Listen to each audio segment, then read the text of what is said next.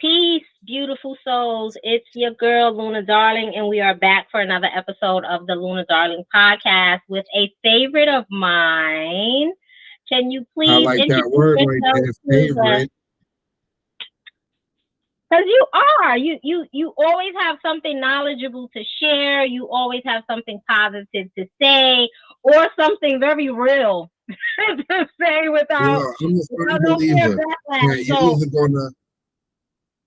I'm a firm believer you're either gonna really, really like what I have to say or hate it. 100%. yes. No Yes, middle. and I respect it 100%, and that is why you are here tonight, okay? Because we have a lovely, lovely topic that we want to discuss, and I couldn't have thought of another guest to have on but you, dear brother. So please introduce yourself to the lovely people here on the Luna Darling podcast.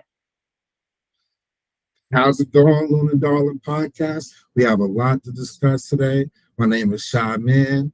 On the app it says Tony Man. You can call me whatever you want. Keep the alias alive. I'm all man. All man. And the topics we're going to discuss today it's going to be it's some backbone to it. You know, there's a lot of things that we have to go over because it's misunderstood, and we're not going off of societal agendas.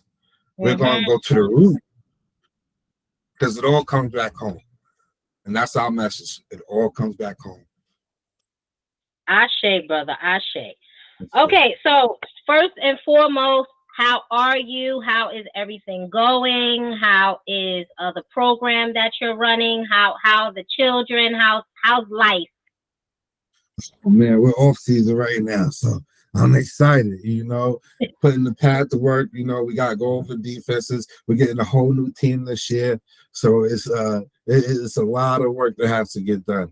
Especially, we don't even know who we're dealing with next year. It's gonna be our first time meeting young little third graders.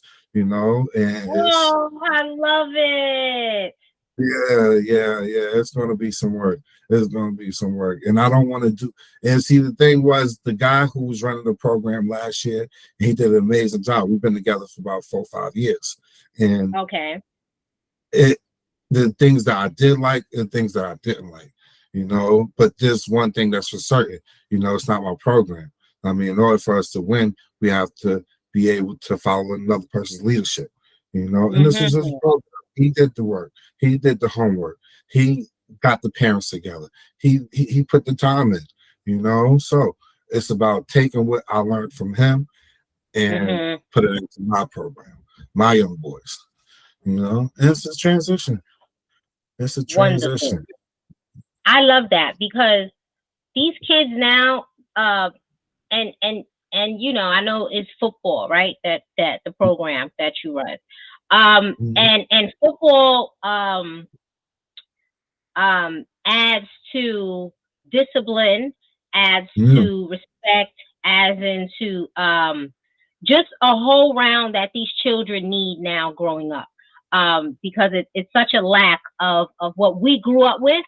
And you can see it in the children now with the disrespect and their behavior and the way they act out instead of expressing themselves. And so I think that it's a wonderful thing that you're doing because you're starting from a young age. And so you're able to mold them as well as the parents the proper way. So kudos to you, brother. Okay. Everything comes back to philosophy. So when we get these young men, you got to understand, in our modern day, we don't have war.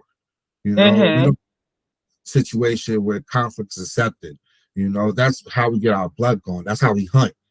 So when we put these kids in this sporting environment, this is modern day gladiators. We're training from a young age to use their body, to use their testosterone, to use their mental disciplines that's going to spread into everything they do in life, from a warrior in our modern day. Well, that's great. I love that, especially when because when with a warrior, it's not just the strength of your body; it's the strength of your mind as well, and the courage that you hold within yourself. So that's wonderful that that you're pouring that into their cup. Oh yeah, that testosterone is a serious thing, you know. And if it ain't doing nothing, it's bubbling over. That could lead to a lot of emotional distress for a young male. Right. And that's why we're here tonight, because our topic to discuss tonight is the Black men's challenge in being accepted in America. And here's It's our why. America. Listen, here's why I wanted to talk about this subject with you, because uh, you know, me and you, we rap back and forth. And one For day we were sure. having a conversation, and I literally said to you, I have to have you on a podcast to talk about this, because it was such a juicy dialect that we were having, as well as me adding some things onto my toolbox that you was, supplying for me at the Mhm. time. And again, not only did I take it for me, from my experience from dealing with my dad and my brothers and my husband and X, Y, and Z, Yes. I'm able to have conversations with them about that, with them feeling more comfortable to express themselves, because they understand that it's coming from a place, um, At home. of, right, exactly. Okay, so first thing is first, right?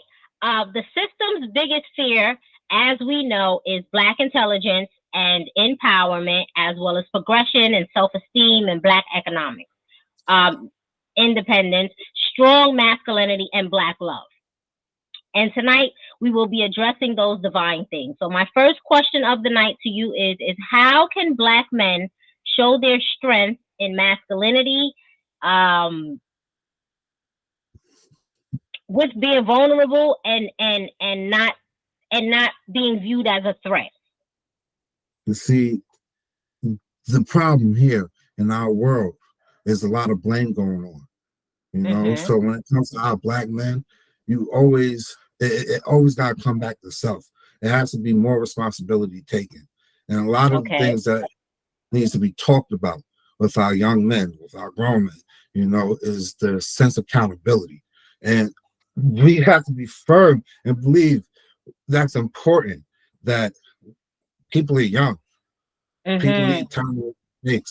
So in your young 20s, you're not really too keen on the things that you need to be doing in an adult life. You know what I'm saying? And that's the big deal.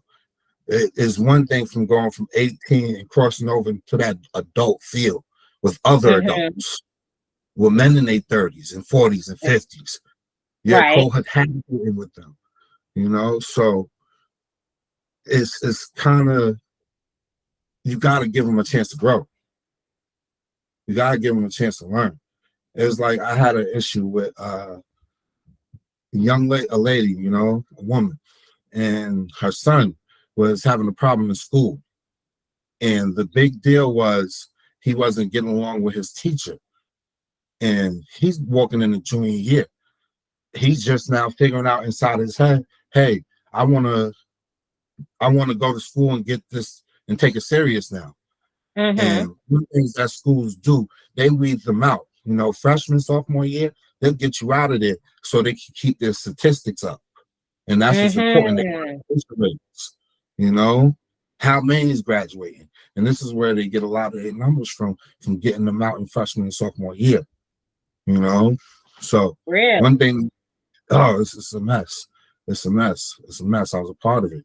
You know, I hate to see it. So I had, luckily, we have a black assistant principal at our school right now, and I was able to come in contact with him with through one of my friends' father. You know, he used to drive us around and take us to practice and wherever we need to go. But he's a part of the Mhm. school board.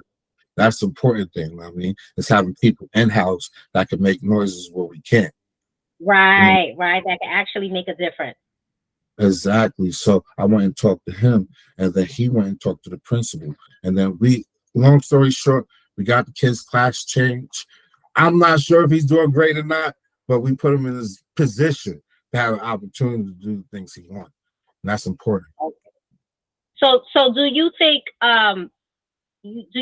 that when it comes to Black men and them being understood to feel vulnerable, they have to be in a more supportive environment?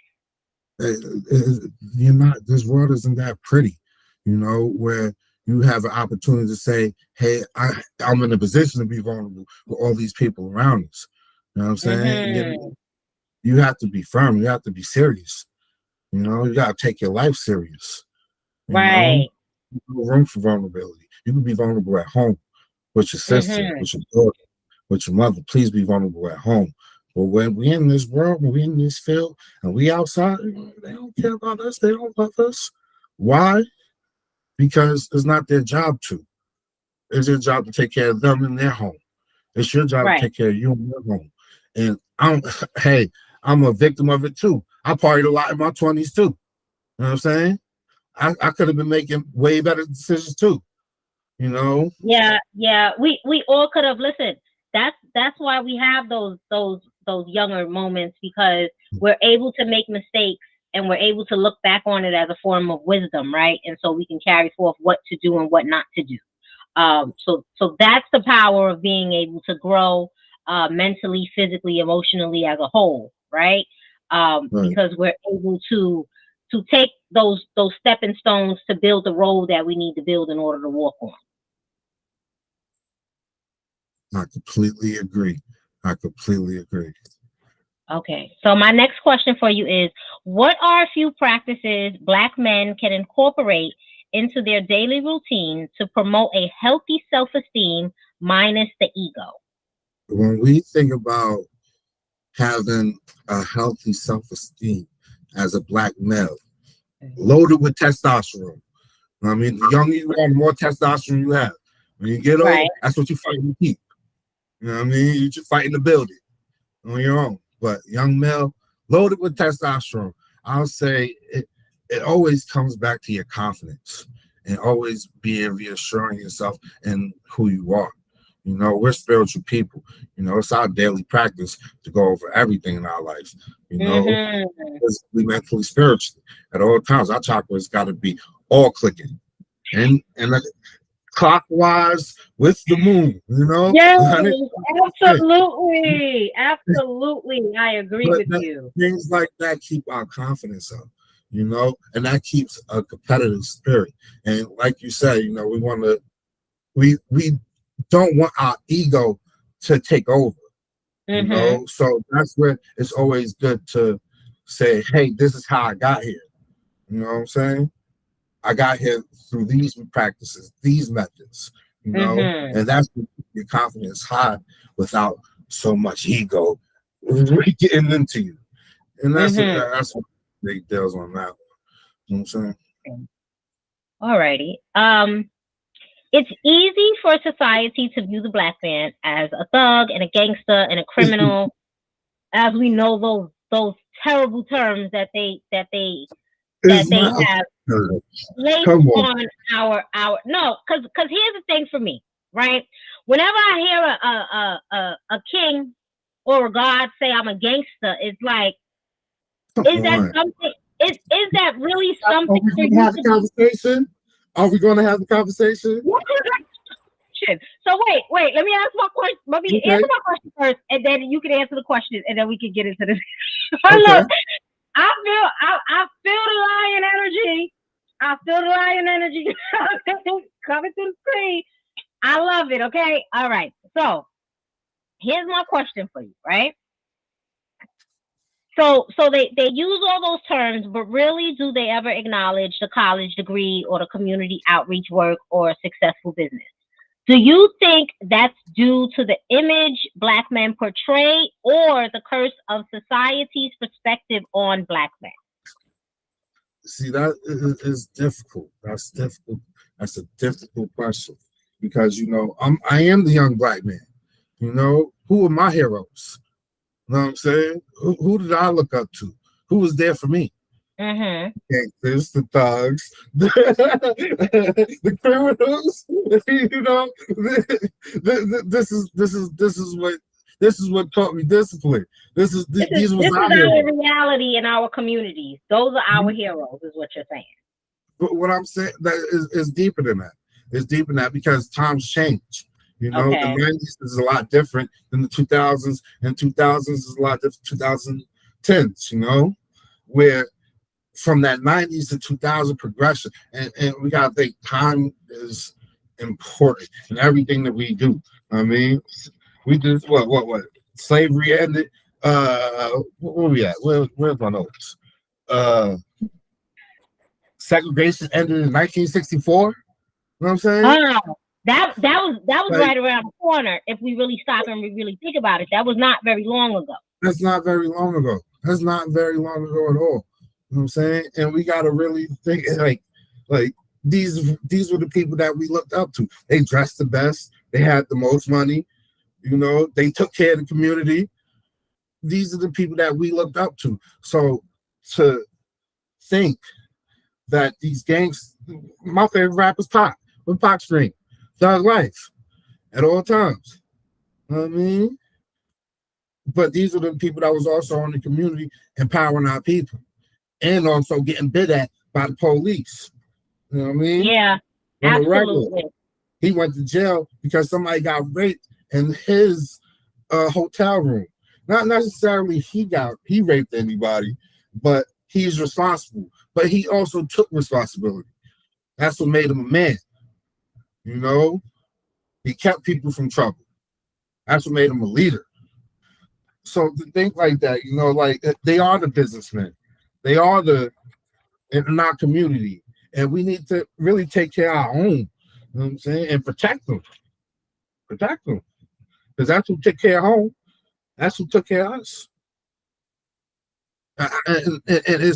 And they're also the ones with the college degrees.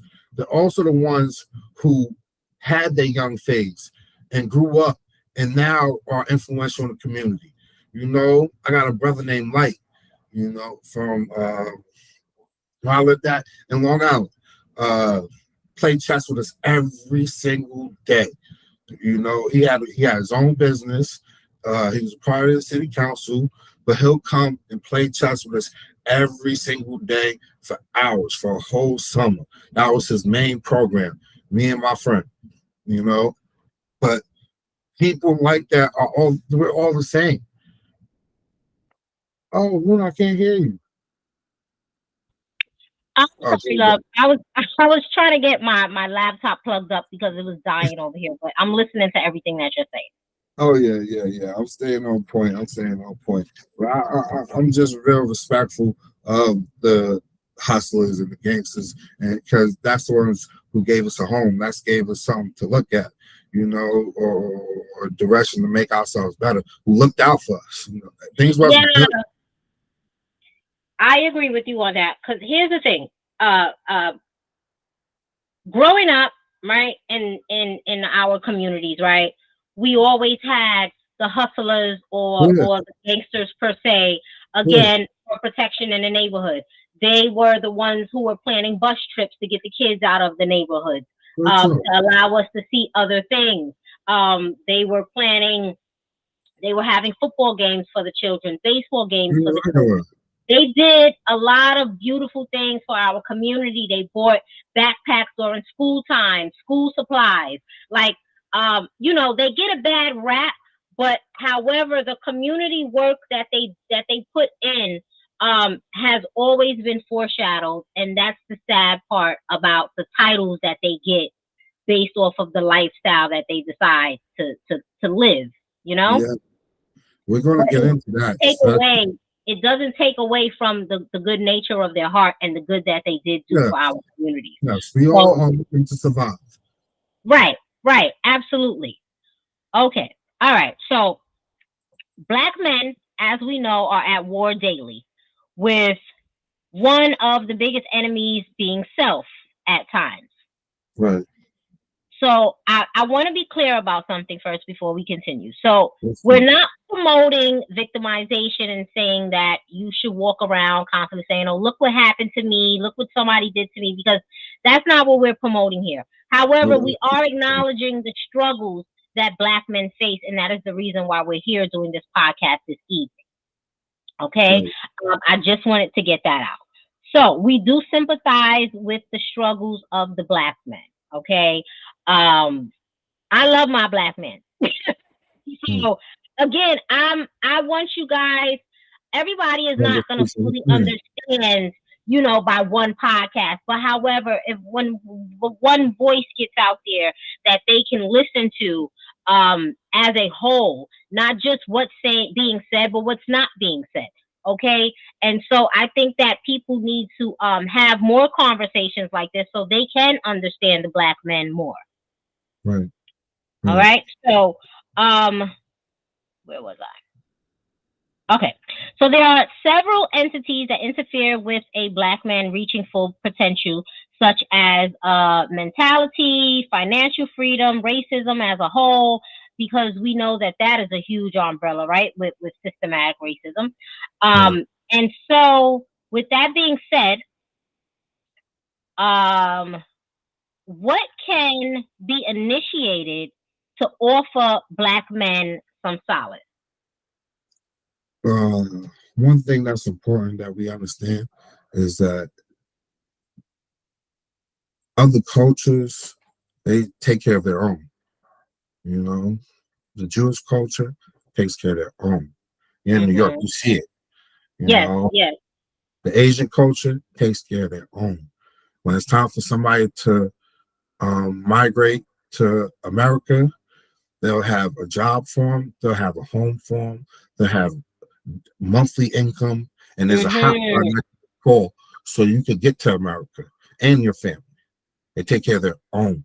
Mexicans, same thing. They have a job waiting for you, they have your family here. They'll help you get to America and with everything you need with income. They take care of their Mm-hmm. own. They don't, Mm-hmm. if anything, we hate on each other. We we we we disguise effort, but it's really crab in a barrel, and it's very ugly. It's very Yes, ugly. yes. So I'm gonna tell you a story real fast. So I remember I was about 16 years old, and my one of my friends was having a sweet 16, and another friend, me and her was supposed to have been going together. However, when I told her what I was wearing that day, she changed her mind. "No, I'm not going. I don't want to go." And my dad, I remember I was really emotional about it because I'm like, why wouldn't she want to go to our friend's party, And my dad said to me, at this age, I'm going to start teaching you the concept and the theory of crabs in a barrel, right? Right, When you trying to make your way up, when you're trying to do better, when you're trying to do different things in your life and you're trying to invite in new energy, everybody's not going to understand that. Some people are going to feel fearful because they fear that you may be leaving them, some type of way. And it may come out in hatred, it may come out in jealousy, it may come out in anger, it may come out in frustration. And I sat with that, and I learned what my dad was trying to teach me. But as I got older, whether in my career, whether in my personal life, I've realized that the concept and the theory of crabs in a barrel is yeah. is not a far-fetched task. Okay, it Mm. happens on a daily basis, guys, on a daily basis. And let's not get it misunderstood. I have no problem with competition. I have no Mhm. problem with somebody in the lead and we're going somewhere, but we're going somewhere, not I'm going somewhere. Mhm. You know? Mhm. And that's where I have a problem. I don't have a problem with us competing. I have a problem with you competing. You're competing for self because I'm not competing. Yeah. I'm Right. competing for everybody that's behind me. They make a difference. Right. Muhammad Ali and Muhammad Ali. I stand in front of them now, but that was behind me, and Mhm. it continues. I'm fighting for a better future. You know, Right. but a lot of what's going. I got there was this one guy that I met, and he had a serious issue with what other people's perception was. You know, Okay. as far as the white people, the Indian people, the people in this building. He had a Mhm. serious, and one thing I always preach. One of my favorite people in this world is 50 Cent. Mhm. Because 50 Cent is 50 Cent in any room he goes to. Right. Right. Absolutely. This is who. It doesn't matter if it's in the white boardroom. It doesn't matter if it's off the street. It doesn't matter where it's at. You know, 50 Cent. You expect 50 Cent to be 50 Cent. Right. You may not know who Curtis Jackson is, but you know what you're getting when it comes to that 50 Cent. And he brings people up. He bring people with you. You know what I'm saying? Yeah, I think we should adopt the theory of linkage instead of crabs in a Yes. barrel. Yes. We link our arms together to make us stronger, to pull each other up, to uplift each other, to motivate each other, to empower each other. Again, without that being done, Black people will continue to stay where we've been staying for all of these years since we were kidnapped and brought here. Oof. Kidnapped, sold, all of the above, right? Because that whole slavery thing is a whole that's 500 years of organization. So it's a whole lot to that. It's a whole lot to that. Black people was given. You know what I mean? Black people, because there's still Black people over there. And a lot of my families is Nigerian and from Kenya and all those other there's different countries out there, and they're still thriving. And but one thing that's one thing that's important about a lot of the people that are in America today, especially within the South, these are the indigenous people of America. They are the Geechees. The Geechees are alive and thriving in America, and they've always been. So this is our country. Listen, the more history that we discover about ourselves, and I'm not speaking about what's in the books, as a whole is what I mean. It's like, did you freeze on me, brother? Yeah, I'm gonna keep talking till he comes back. I think his service went out. For me, it's mainly that. Wait, let me wait till he comes back.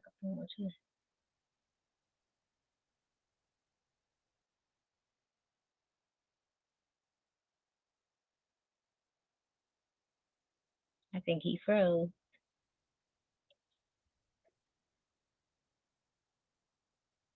Let's see if we can get him back in.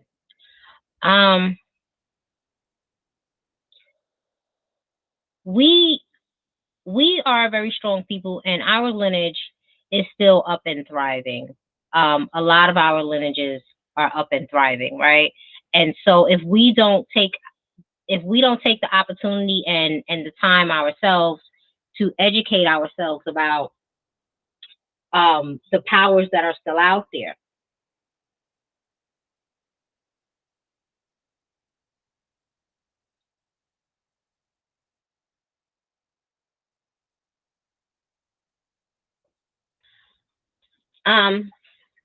The powers that be that's still out there, we won't really know too much about our indigenous side, right? Our indigenous lineage. To be honest with you, a lot of us don't even know where to get that information from, right? We don't even really know where exactly we're supposed to start. And so I think that we have to start educating ourselves more about certain things so we'll have the knowledge about it. Okay, so again, when you guys get some free time, go on Google, go to the library, go to the records department in your cities, and go through old newspaper clippings, go through old records, go to the records hall.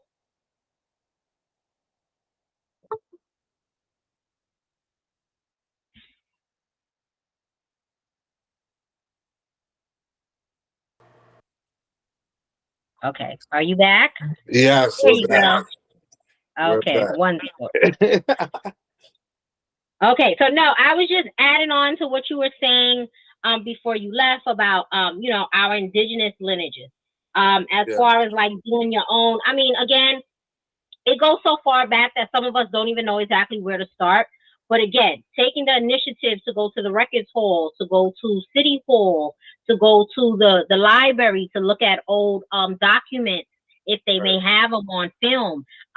It's a little tedious, but again, when you're trying to find out your history, um, it's not tedious at all. And in fact, it's a little exciting for you to find those things out. And see, that's the difference between the the Black American and everybody else in this world. Even white people, they know their lineage, exactly where they Mm-hmm. come from. We're the only creatures on this world, all humans, that does not matter. It's horrible. Yeah, sadly, I agree with you on that. Okay, so let me ask you this question. Do you think, and I know you can't speak for the entire black community or all black men, right? Um, but why do you think black men want to be accepted in white America? Why and why not? Shit, because we built it. Majority of the things that is in this white America is ours that we created. There's Right. elevators, cell phones, sewing machine, refrigerator, so on and so forth. We can go down a list. In the natural, we're human. We're Mhm. else. We all want power. We're all looking for conquest. Poe is jumping back on the computer too.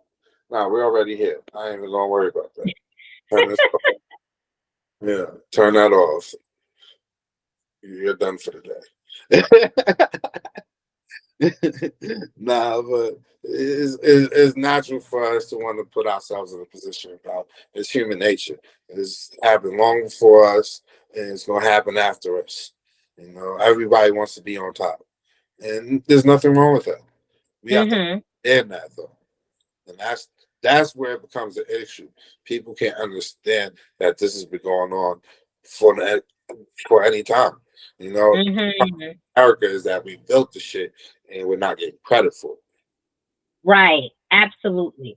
So, okay, so with that being said, do you think that black men, it isn't really black men wanting to be accepted by white America? It's more so I'm coming for what belongs to me and I don't want no excuse about it. Yo, my baby mother, she, my problem with her is that she wants to take credit and put into me raising my son, but she's not involved. You Mhm. put in the work. You didn't put the time in that I put in. You can't get the same amount of credit as I would get. Mhm. Thing for America, the black man in America, you didn't put the amount of work in, to get the same amount of credit for it to be called. Mhm. I agree with that. And again, that's still happening, as you said, with your situation, but that's still happening in everyday life. That's still happening in the work environment. That's still happening at school. That's still happening even walking in the street in public. Every and everywhere this happens on a daily basis. And unfortunately, until people are able to become emotionally intelligent, that is a challenge that we will continue to face. Uh, Even then, because I rather you not have as much emotion into things. I rather it be business. I rather it be strictly on what we're doing more Right, than a logic creating mind, unnecessary. One thing that we learn about our spirituality, the most important lesson is detachment. detachment. Yes, yes. That is a lesson in detachment and not attachment, or being Mhm. attachment, but being able to detach. Yes, And yes, yes. sometimes that emotional investment be too much. You gotta I pick and agree. choose. You gotta pick and choose. Very be wise about where you let your emotions at. Anger. Mhm. Right, Put because in they, your. they they take power in all different forms. Mm-hmm. Mm-hmm. That's a fact. That's the truth. Mhm. Truth, Luna darling. Absolutely, absolutely. Okay. Where are we now? Okay, so let's talk about black men in love for a minute, right? So, one of my favorite quotes, right, is Malcolm X, right? And he once gracefully said, the most disrespected person in America is the black woman. The most unprotected person in America is the black woman. And the most neglected person in America is the black woman.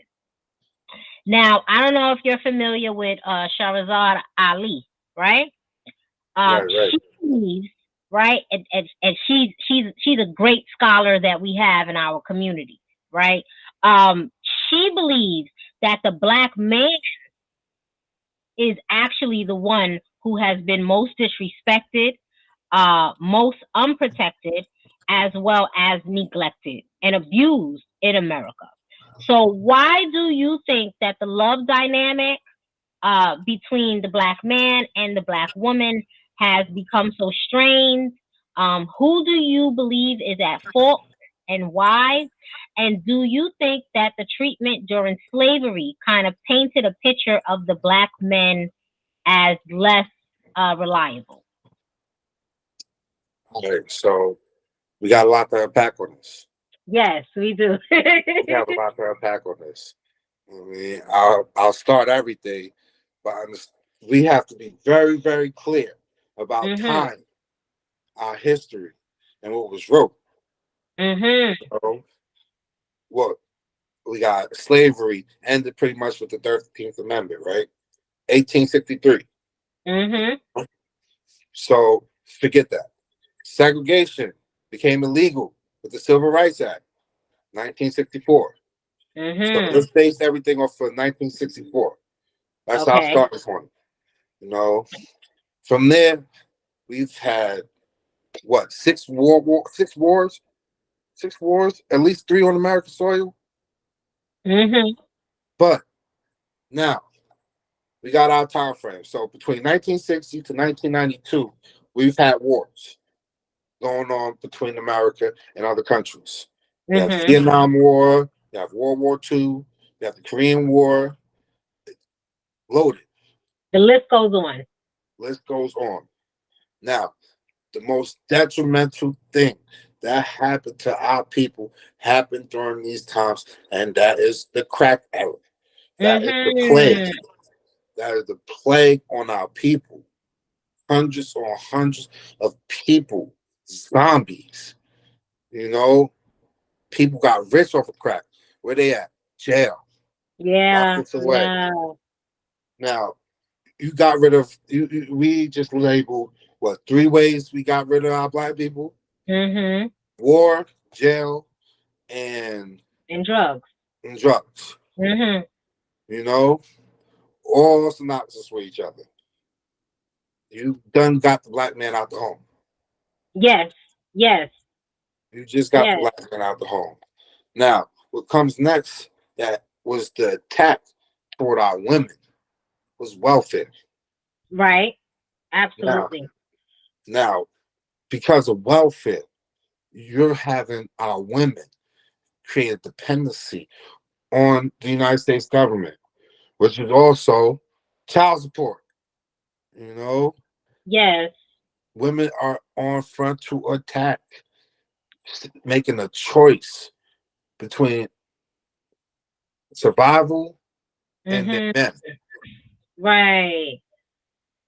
And you can't really you can't really blame them really, because at the end of the day, what are they getting? You know, they're getting jobs, they getting housing, Medicare for the elderly, Medicaid for the children.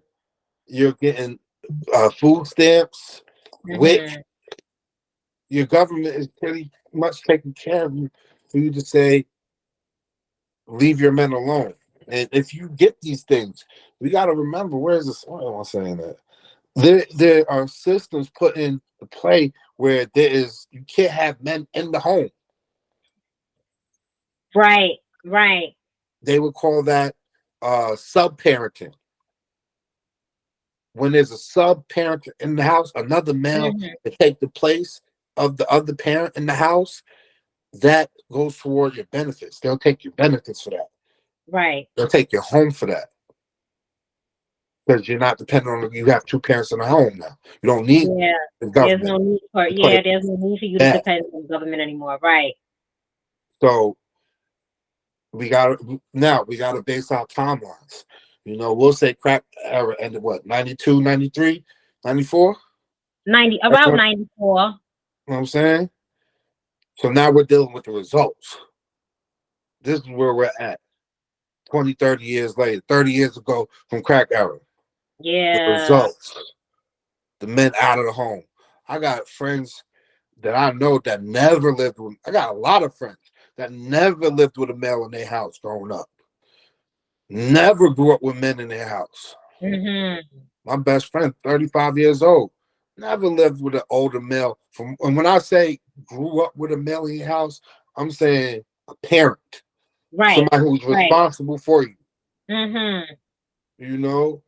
In the home, 30 years, 35 years, and never grew up with a male. Women, I can't understand what it's like to have a male, if you never was raised with one. Right. One never took care of you. It's one thing to have to grow up on your own, and now you're the male in the house. Who took care of you? Yeah. What have you learned to be able to bring forth to the rest of the family? Yes. Again, it's and people don't realize how big this umbrella is, It's right? huge. Because And this is the results. yes, it affects so many people down the line.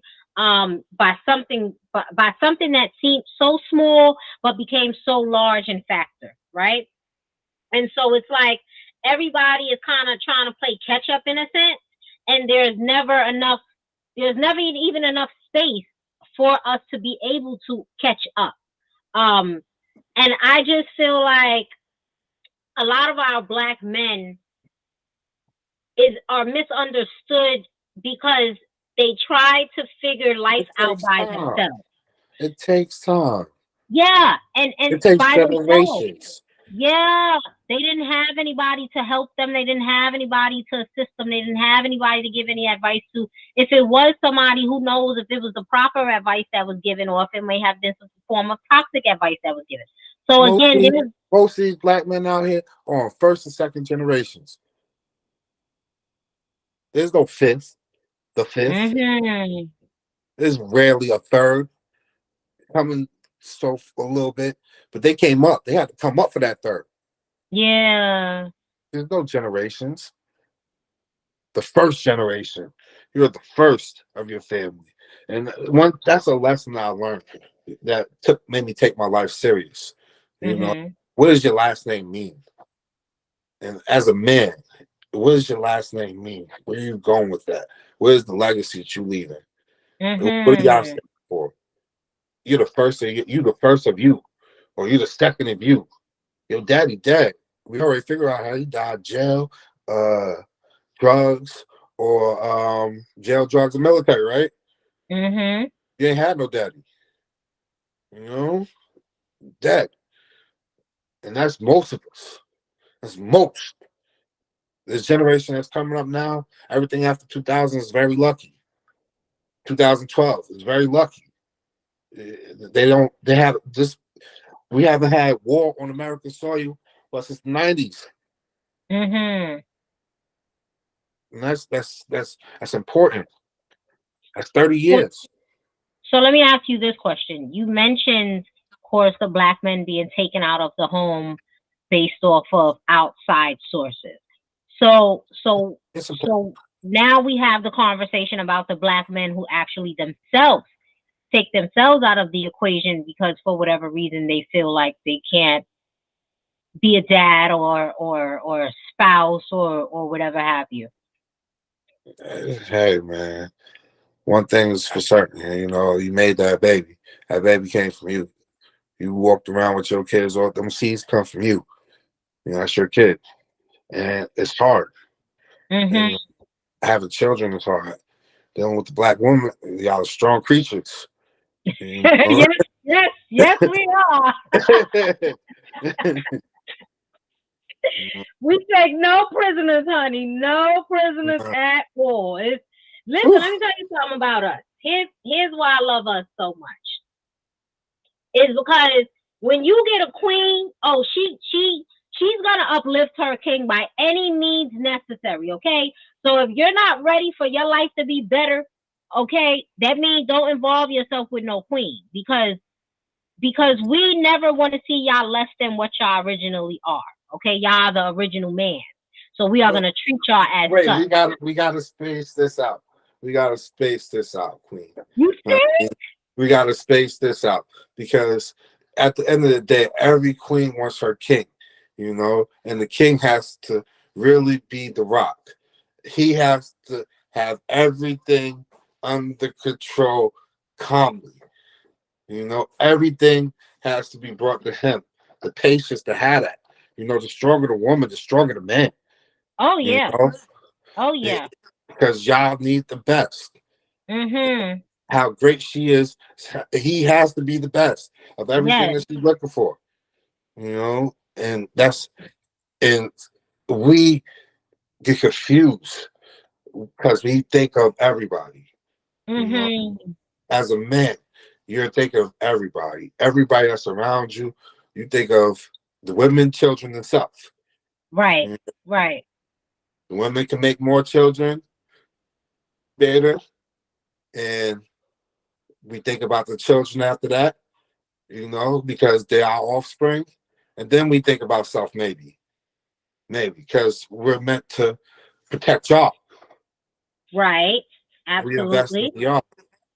So a woman, she takes care of that children, and she makes sure her man is strong, Mhm. so he can do his job. You have to take care of him, so he can take care of everybody. You Right. know, Absolutely. and I it's agree with you on that. it's a lot of responsibility in that. And we've been told this since youngsters. It's a man hold the honor book from day one. A man who don't take care of his family really ain't a man at all. Yes. Yes. I You know? I listen again. I love my black men, and I'm not here to bash. But Yeah. again, this is reality. This is the truth. Okay. And if we don't give y'all the truth, then what are we here for? And Um. also, in that sense, you gotta think people need that responsibility. It shouldn't be pushed on a 24, 22, 21 year old. You know, Mhm. it shouldn't be. You don't have no business having the world on your shoulders right then and there, unless. All right, hear me out. One thing I find that's very important is life is a lot easier with two adults. you Oh know? yeah. Oh yeah. Say it So again. most of the Most relationships definitely. I've seen work out, they worked out from from that 18 point up. They grew up as adults together. And Right. when they're growing up as adults together, they don't know how to be adults apart. Mhm. That's a strange thing. Yes. Yes. But it's a true thing, though. It's a true It's thing because you grow together. You know. You're You adults. experience Adults y'all life. the whole adult years. Y'all don't Yeah. know how to not be adults without each other. It could be a challenge for some. But again, everything is a learning lesson. And we just have to basically just open our minds to be open to learning these things. Yeah, Um, okay, so going back to black love, right? right. How how important do or how important would you like to say the black family structure is for the new generation stepping forward? Uh, it's, yo, all right. So that's something to talk about too, because it's very important. It's the most Hmm. important thing. You don't want to keep starting over generation after generation. Always be on our first generation. Get to the third generation. Know your great grandkids. And one thing I say that's always important, I don't when I look for my woman, my next wife I'm gonna have, the most Hmm. important thing is her role is she has to not only know me, but she has to know me. She has to know my kids, my grandkids. Hmm. Right. She knows how to take care of every male within my bloodline, within my DNA. We have the same problems. We have the same birthmark. We have the same dietary issues. She Mm-hmm. knows how to take care of us 100%. But the girls in our family, from my bloodline, from my children, her children, she has to be the example of it. This is not only what the young girls that's from part of our bloodline are going to be like. This is who our males are going to be attracted to. Yes. Yes. I agree. So she's not only going to be a wife, she's the example for all the women within your universe. That's mind. That's a huge job. That's I agree. it's enormous. I agree.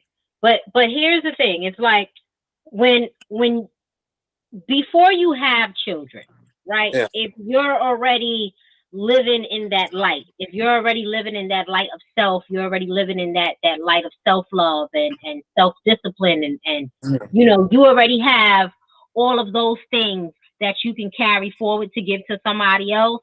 Um, it's a beautiful thing. Again, because you Very yourself beautiful. have experienced it, you have yourself have went through it, so you know exactly how to assist, how to teach, how to give the knowledge forth to And somebody DNA else is to be able important. to accept. That's everything Right. that you want. Because not everybody is able to accept anything that you put in front of them, right? So that Right, that takes another person's mental space to say, you know what, this is something that I do want to learn. This is something that this is a lifestyle change that I want to incorporate to be better than I right. was yesterday. And I think that a lot of women are kind of afraid to stare in the mirror. A lot of women are afraid of, and this goes for men too, being by themselves, being in their own Yeah, company, you know, accepting and sitting in their own silence. Because what thoughts is being pushed out whenever there's no vocal being spewed. Um, and so I think that that's something that needs to be tackled both on our masculine and our feminine side. It's right. very important for us to be balanced within ourselves so we can provide balance in our environment and around all those that we come into contact Extremely important. with. Okay. All right, my brother. So now, Extremely okay, so we spoke about. important because at that.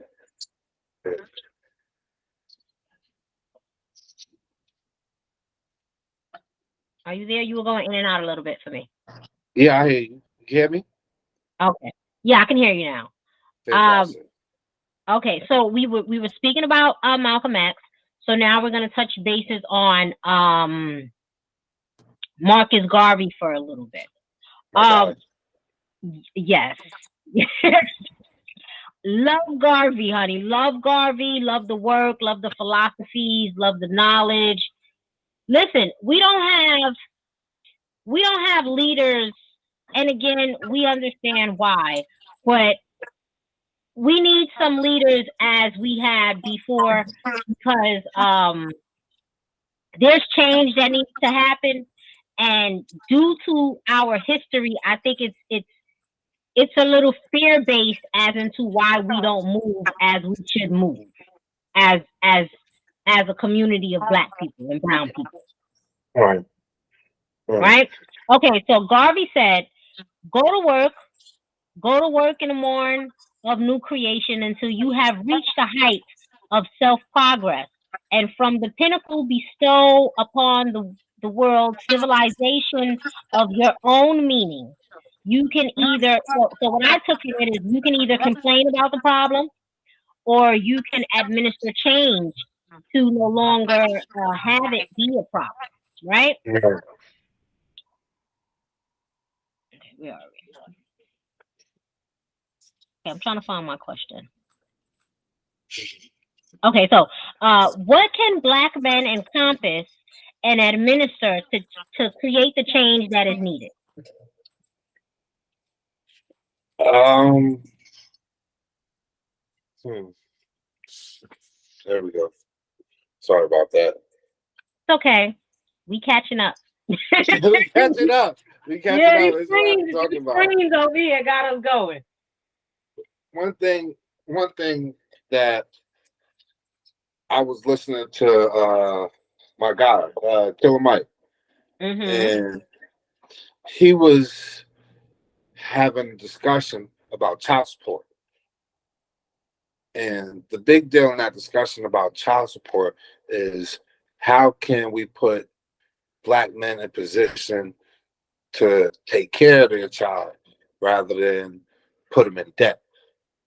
And Mhm. Yeah. so, Absolutely. so he orchestrated an idea with using government funding to fund the children, not children, but the young adults, these young males and young women, instead of the young males, instead of get hit with child support, they get hit with a choice: military, child support, or trade school. Which Mhm. in the trade school is government funded. You know, you get and that is an option. You know, so when that child is coming out, you already you involved. No different than Yeah. Planned Parenthood. It's a part of Planned Parenthood. That is our Planned Parenthood. Right. But And that'd be a beautiful initiative because it'll be a stepping stone, right? It'll be a stepping exactly, stone to something better. It'll be a it's good for our home, our communities, because the absolutely. problem is that the older guys, they're retiring, and there's so few to replace them. The plumbers, Mhm. the HVAC guys, the construction guys, the engineers, they're getting older and older and older, and there's nothing to follow them. So the field is pretty damn wide open. Yeah.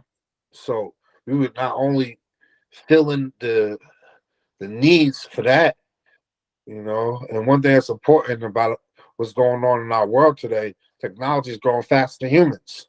Absolutely. Absolutely. And the education is growing more year after year. We're learning and developing year after year. Mhm. Everything old needs to be replaced. That's why I can't live in New York no more. It's very old. I can't live there no more. Everything is old. Everything is outdated. Yes. Everything. You hear me? Everything. Everything. I can't wait to get out of this prison. I'm done. Dude, let me tell you something. New York is oh my Oh, god, I love my city, okay? I I love love my it. city, don't get it wrong, but it's becoming a lot. It's And old. for us spiritualists out there, you guys know what I mean. The Whew. energy is so draining, Oh, so low oh, vibrational, oh, so chaotic. It's you feel it as soon as you leave out your door. It's really oh. alarming. I can't. I've been out of New York for about 4 years now. I Hmm. understand. I understand. Yeah. I'm never going into another house. I'm never living anywhere without two sinks and a walk-in closet in my bathroom. I'm not doing it again. Listen, because we don't get that in New York City. There's no No. such thing as a walk-in closet unless you What? rented out the apartment next to you and you got to break the wall down to be able to make that space. I Other than need. that, I gotta bring a stand. But no, I need a walk-in closet. I need to walk. I'm not. Hell no, not no more. Even the cheapest apartment that I had out here, I had a walk-in closet. You know, yeah, yeah. Okay, so let me ask you this question then. So do you think that in order for us to create the change, right, is programs, is bring the government incentives. or right? Incentives And to better this world. You need incentives. Nobody's going to just change with no incentives. I'm not for what. I'm gonna keep doing like I've been doing. I'm gonna keep the program going to stay the same. Where's the incentives to be a better person? A person yeah. that's 5 years in the electrical field, that's a made man. By 24, 25, you're a made man 5 years in. You know, So let me tell you this story. Being you're no longer in New York, right? So we have a right, huge a migration problem, right? And right, so a lot of the benefits that were supposed to have been going forth to the homeless, a lot of the benefits right, that were supposed to be going forth to those incarcerated, right, um, domestic violence victims, right. um, um, you name it. Right, right, right. Those have been voided out. What? They have been voided out, and so the migrants are getting first dibs on everything. Section I 8, the can see Section that 8 happening. just I can recently see that opened. happening. You know why? Because they're putting themselves in better positions where they can fight for their people. That's why. Listen, here's the thing, right? So they have they came in. I'll give them about a week. Say they came in last week. This week, here they have a job. They're in Right, school. The children right, are in school. They're in the process of moving out of the shelter, and it's right, like it's happening so rapidly, right? And right, so it's making us New Yorkers extremely uncomfortable because we're like, we've been here fighting for these benefits, we've been here fighting for these incentives, we've been here fighting and begging and pleading, and we've been getting the runaround, and now they're here and they're getting everything, right? But here's the thing, again, as you right. said earlier, they work together, right? They work in unison. One person pulls another person in. I was just watching the other day on the news, and this woman sent her two young children over to cross the border, but she had an address and marker written in their pocket for when they cross the border, they would know exactly where to send the children. That's Again, right. this is a linkage. They have a linkage. Um, um, they have a linkage program, right? And that's not Right. what us black people have. Yes. We don't Asians have have that. the same thing. Nigerians have the same thing. Yes, yes. So it's like what has happened? What has happened that has caused for black people to not be able to uplift each other, to assist each other, to help each other? And it's like this is why the change has not been done, right? And this is why we're in the predicaments that we're still in 500 years after slavery, right? Mhm. 50, 40 to 50 something years after segregation. Like, Are we gonna what call it? Yeah, changed? hey, Luna, are we gonna call a spade a spade? You We ain't gonna, gonna go we gonna call a straight. spade a spade? Let's call a spade, brother. If you ain't under God, then you get no help.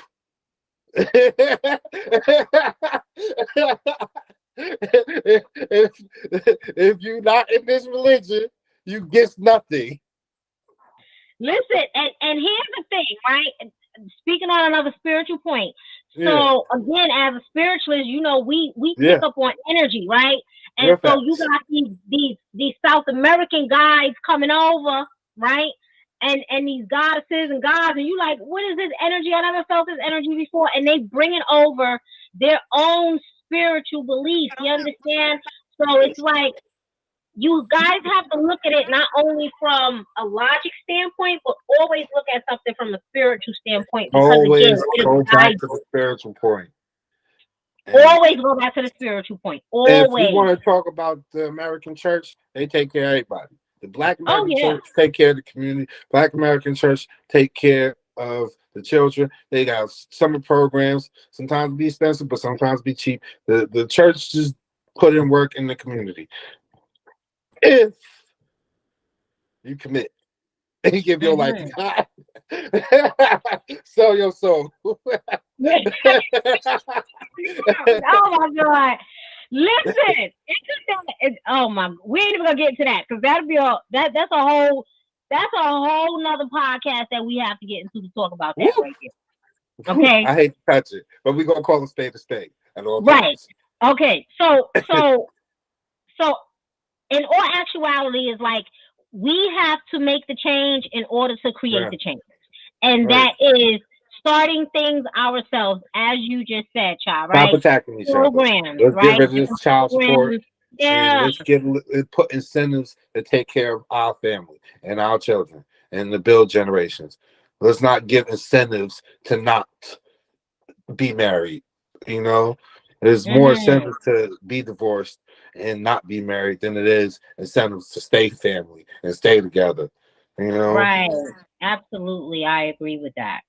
shoot. Okay, so now that we are speaking about, okay, so all right, let me go back for a minute because we were speaking about segregation and we were speaking about systematic racism, right? And so Right. I do want to bring this forward. So there were 24 Black massacres, right, known in history that took place between 1883 and 1985, Mm-hmm. of predominant successful Black communities. Do Right. you Right. Right. believe it has placed a subconscious fear in Black men that if you succeed too much in life, that you will be viewed as a threat? And if so, have Black men played it safe in staying within society's limits? That's an ugly thing, because it, corporations, they've been really putting their foot into a lot of communities. Here in New York, you see it. There's a Mhm. Nathan's on every corner. There's a White Castles on every corner. It never used to be like the subway on every corner. It's really, they're taking the community, and it's hard not to be a part of it. Yeah. Because everything has been corporation into every corner. They're in every community now. It's all integrated. Mhm. So I went to African American elementary school, where they taught Kwanzaa. Yeah, Mhm. yeah. Is that school still there? No, that school's gone. Why?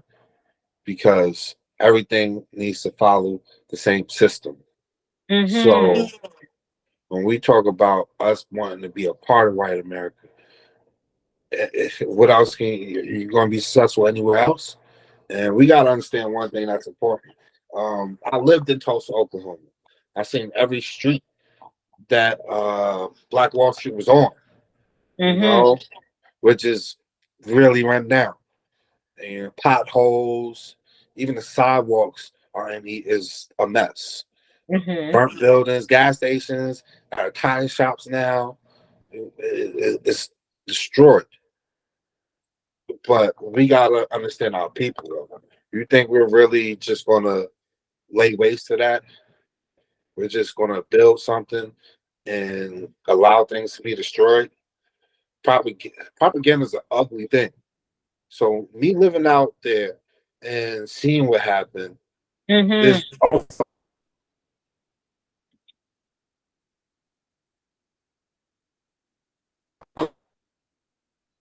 acres and acres and acres of land, 3 to 4 generations.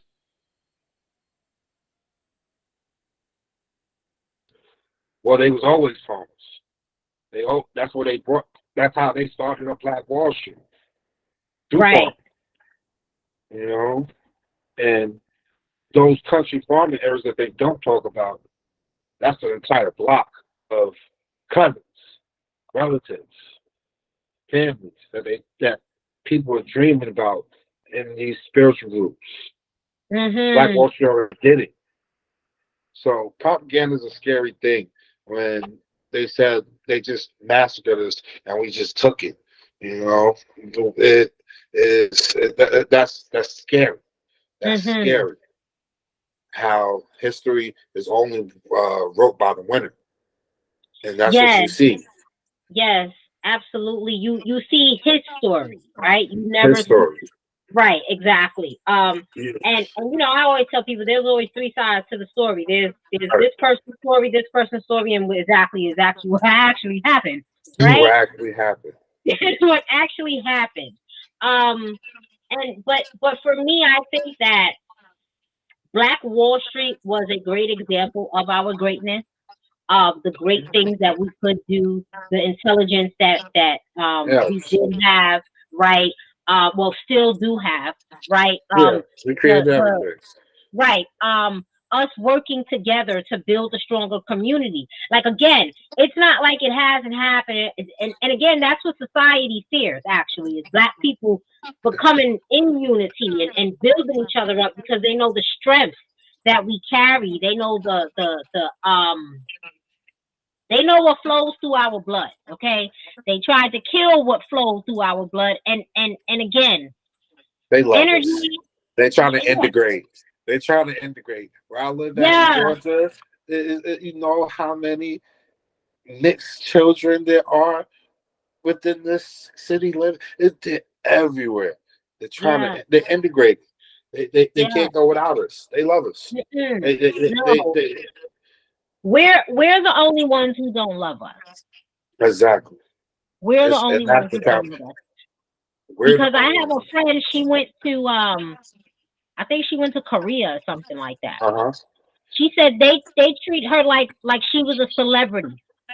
Like a She never celebrity, felt like yes. that in America. Everywhere she walked, everywhere she looked, somebody was saying, "Hi, you're beautiful. Can we take your picture? What is your name?" You know, they they praised her while she was there. Right. I can believe it. And it's like us here, we give each other a compliment walking down the street and it's an eye roll. It's not a thank you or I It's appreciate that or suspicious. It's yeah, suspicious. yeah. And you're in New I York. remember It's a mess out there. You can't say hi to nobody. I one day I seen this young lady. She looked very very nice, and I said to her, I said, Yeah. "Sweetheart, you look beautiful." And she said, I don't go that way. I don't like girls. I don't. I said I don't go that way either. I'm giving you a compliment, honey. Oh, And thank see, you. I catch the other side. I catch the ego. Yeah, I know. Throw you a compliment. Yeah, I know. That's right. What the fuck? Like I it's very ugly. It's Yes, not pretty. it is.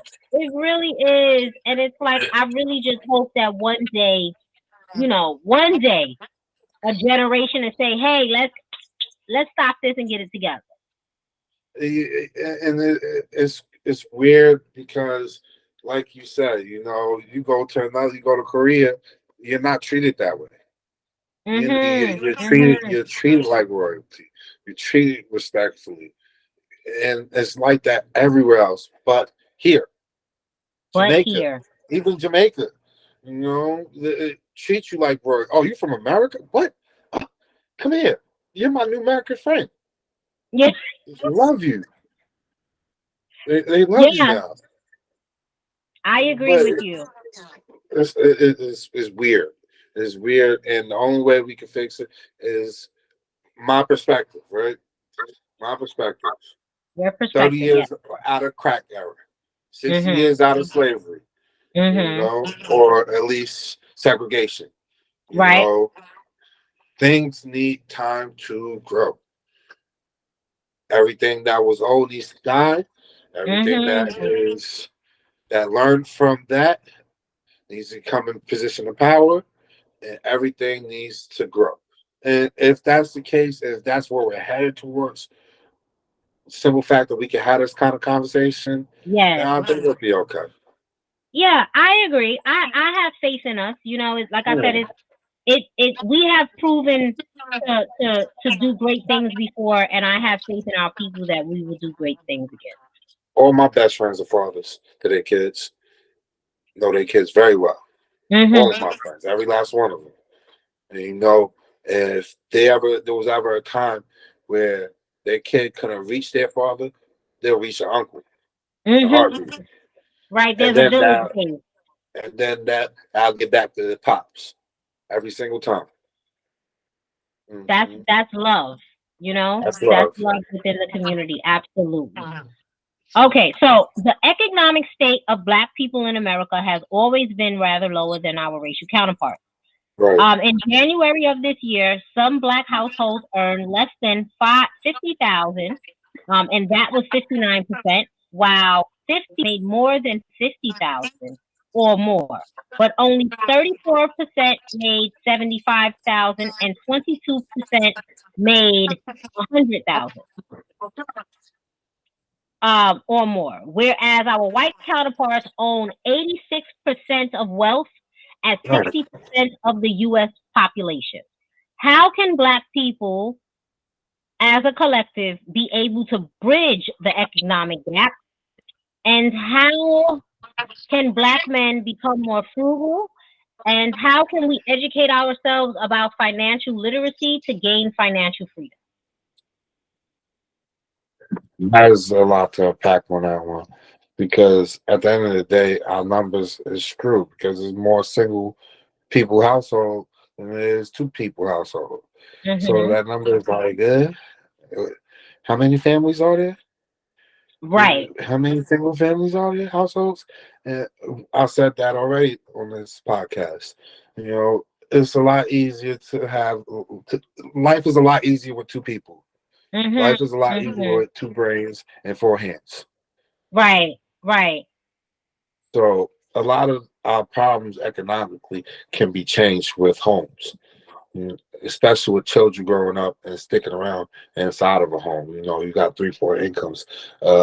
Mexicans, Asians, Nigerians, they all live within their home, you know. They all live, Mhm. everybody lives in the house and groomed in their family. So I had a Mexican friend. Um, he lives in a home with his mom, dad, older brother, his wife, him, his wife, their children. It's about 15 people, 10 people in the house. How many people was working? Everybody. Everybody. Everybody. So you Everybody. got about 8 incomes. But Right. with that comes if the car breaks down, hey, take mine. Mhm. You know, you lose your job, it's okay. You don't have to worry about eating because grandma cooks Yeah, every there's day. 7 other incomes coming in the door as well. Grandpa Uh, cooks every day. right. And, And so here's the problem with us too, right? So we rather buy Abuela. expensive clothing, right? Yeah. We rather eat outside food. We rather we, we We rather promote it. We promote it. We the biggest sponsors. They wouldn't do it if we didn't do it. listen. Let me tell you something right now. My mom was the mom that she cooked every day. She cooked every day, no matter how tired she was. She made sure she cooked. If she felt too tired, we may have Chinese food treats, right? But my mom was a great cook, so she made every dish that you can imagine, right? And so now it's like when my kids go over to her house on the weekend, she's buying them fast food. I'm like, I could have get you to buy McDonald's for nothing in the world for me. But these grandkids, you buying up all type of Wendy's and McDonald's and this and that. What happened to cooking? What happened to cooking? What What happened to happened to cooking? cooking? So my mother, she'll only cook on Sundays now. She'll cook really big on Sundays. But I'm like, Mom, But that's I not had her to. job no more. She don't need to be cooking. That's your job. It is You my supposed to be job. cooking for It everybody. is my job. And trust me, when they're here, Yeah. they're eating every day in this house. Okay, Right. Grandma, they get the spoil you treatment. But Now, but we gotta be serious. We gotta be. you froze again, love.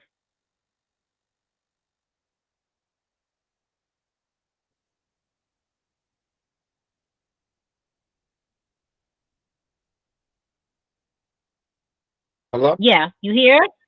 You get I me? can hear you. All Okay. right. We gotta be Yes. totally 1,000. It's okay to be comfortable. Mhm. You don't have to be rich.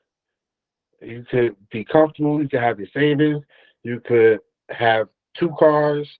You know, you could have a balanced, stable life and get old and be okay. You don't have to be Mhm. rich. You have to have stability. And that's what Right. most people are looking for, Right. stability. Anything to keep you from constant.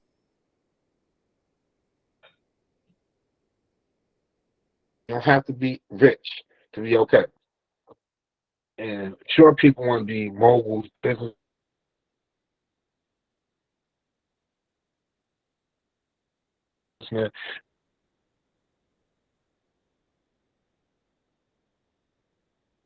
You breaking up again.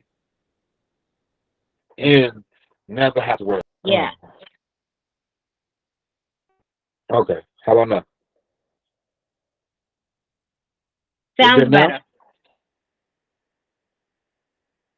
No, not no more. You breaking up again.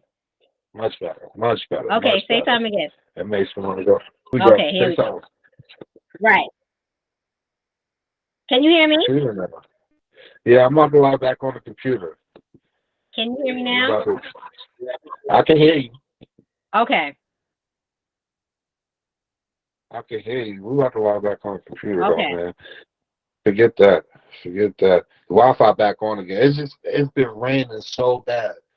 It's been raining really bad Yeah, out we're here. supposed to get it tomorrow.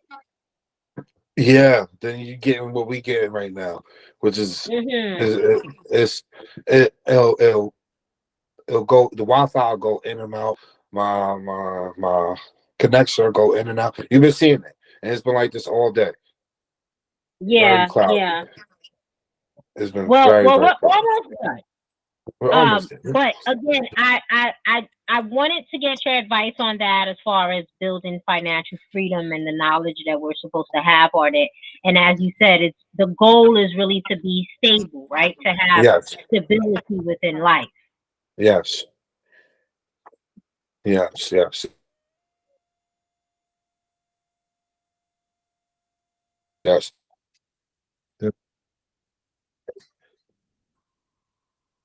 There we go.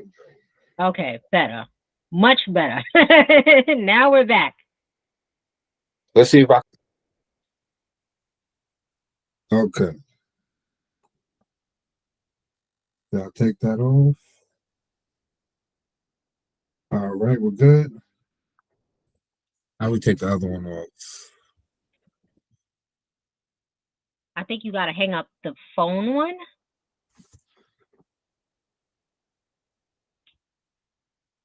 We already hung up. Or you just on the screen. It's just on Okay, this. well, it's two of you here. There's two of us. There's two of us. Duality is an It's two amazing of thing. you here. That's fine. One is talking and the other one's chilling. We got it. It's okay. Okay, so what do black men need for empowerment purposes to succeed in life? What do black men need for empowerment purposes to succeed in life?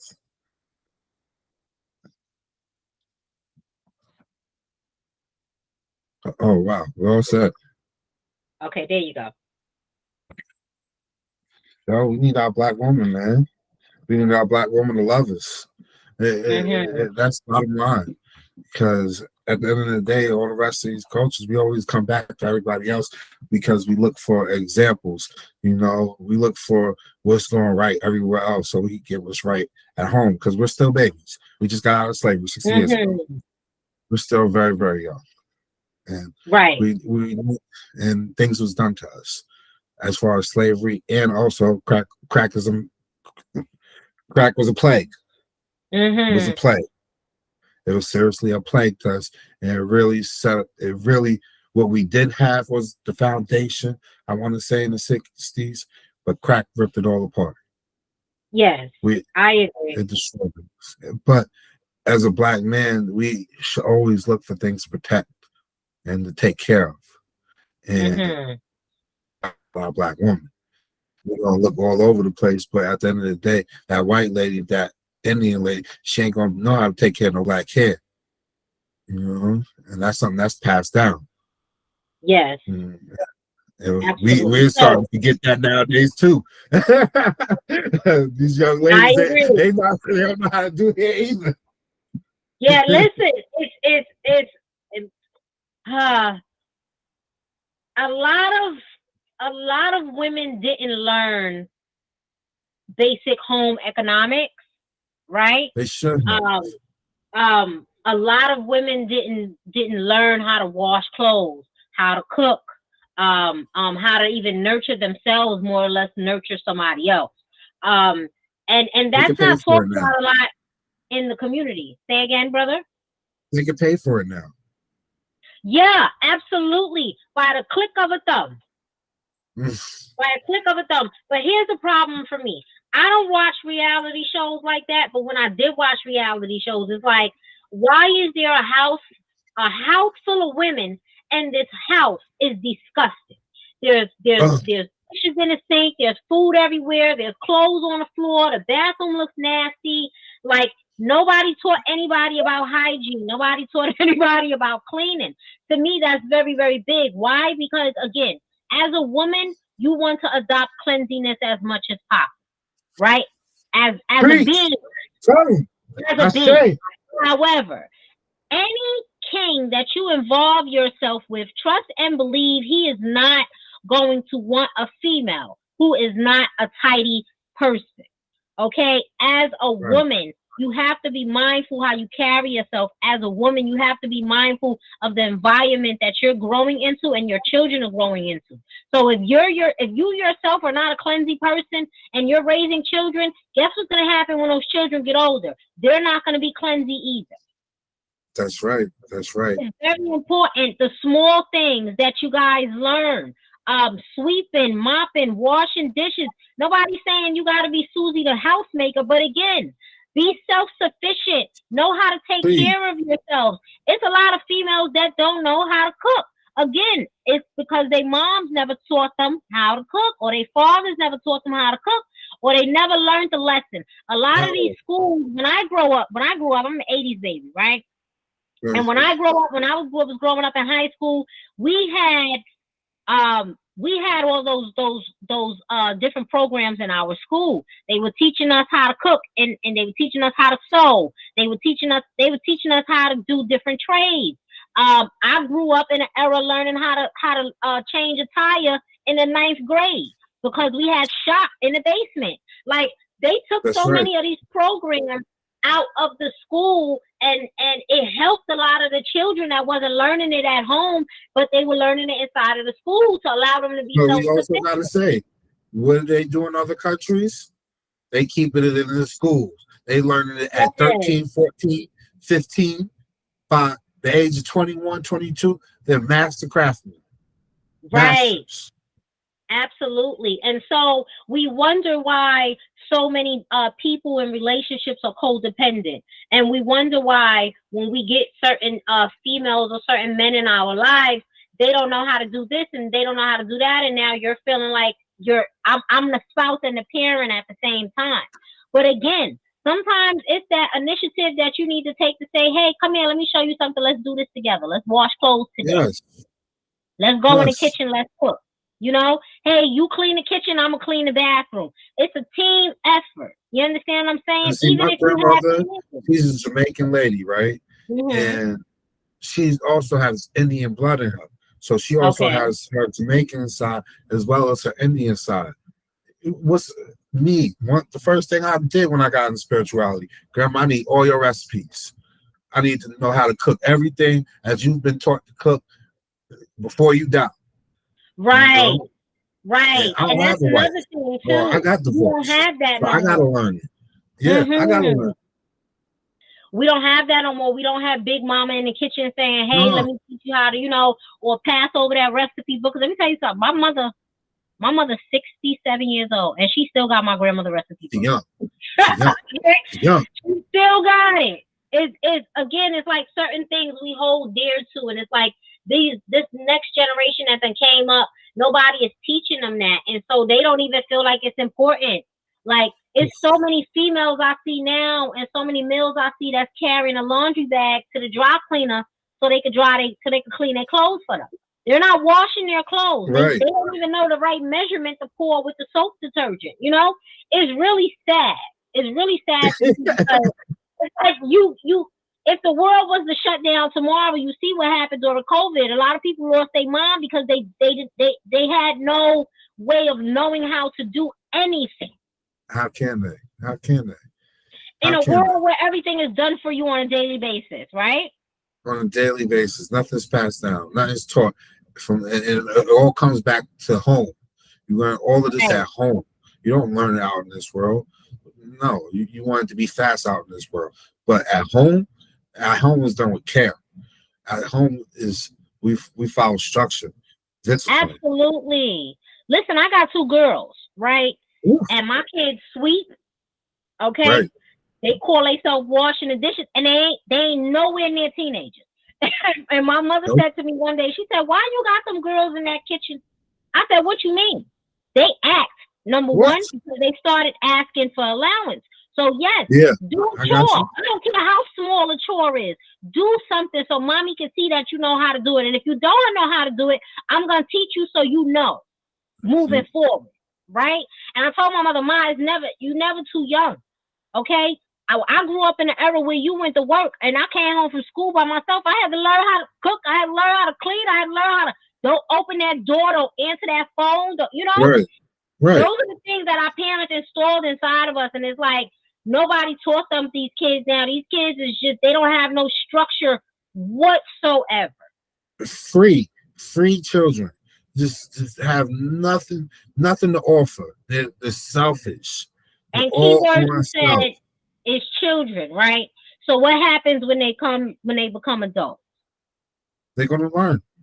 It's not that easy. It's not handed to you. You know, the ones who did teach, they're gonna be a little bit more secure than the ones that wasn't taught. Mm-hmm. Absolutely. So again, to my question, as you said, in order for Black men to be empowered, Again, um, we got to get our black woman to like us again. we We have can't to do it. We on can't. We the can't do it on same our page. end.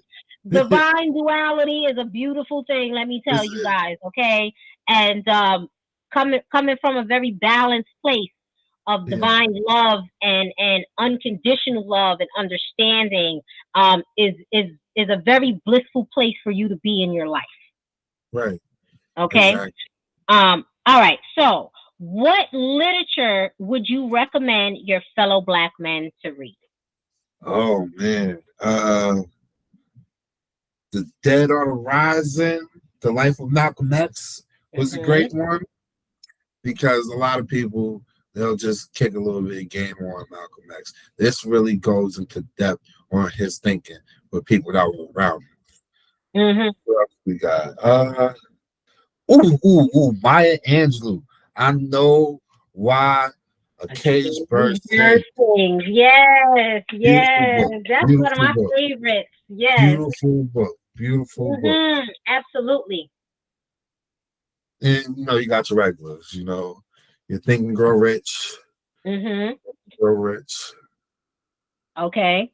That's a classic. Napoleon Hill is a very Hogan. great one too. Yes, he's a great, great, great I got piece a of lot of spiritual books. This book right here, Jordan Peterson, 12 Mm-hmm. Rules for Life.